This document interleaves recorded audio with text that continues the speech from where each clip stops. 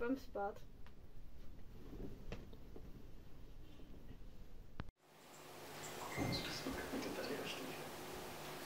Tak co?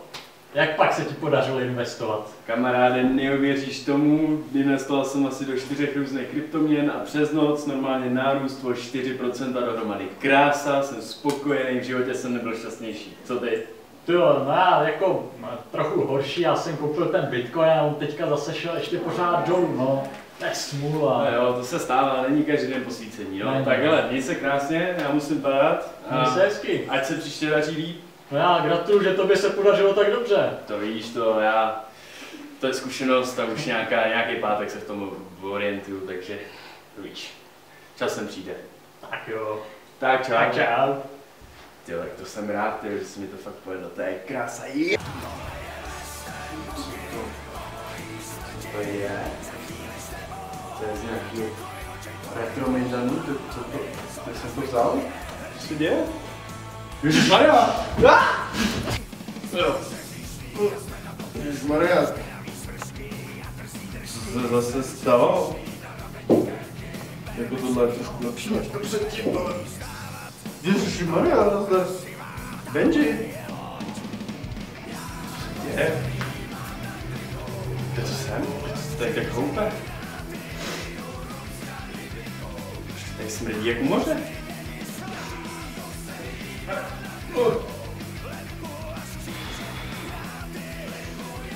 No kamaráde.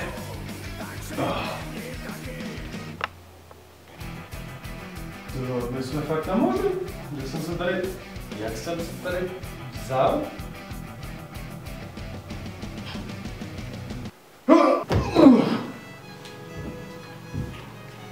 Zas něco jiného. No ale... Tohle už vypadá celkem fešně. Tohle bych mohl chodit. Vzdušný, pohodlný. Pěkný kolobrc. Jo. Vůbec nevím teda, co se tady děje. Ale začíná se mi to líbit. To je chrám svatý Barbory? Proč je rozestavěný? Jaká rekonstrukce? No, to jo, takovýhle oblek to se nevíš, v tom bych mohl chodit. Jo, to je zase něco jiného. Zdravím.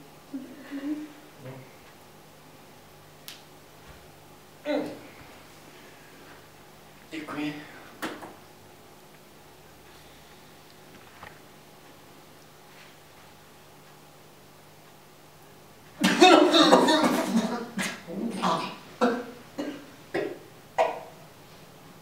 Mír. Mějte se krásně, to bylo skvělý.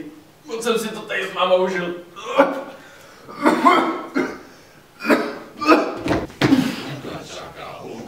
Ale tak tohle to už se mi zase nelíbí. Táhne na mě, tady zima, jeskyně neozdobená, Maria. Že to tady designoval, ten interiér. No.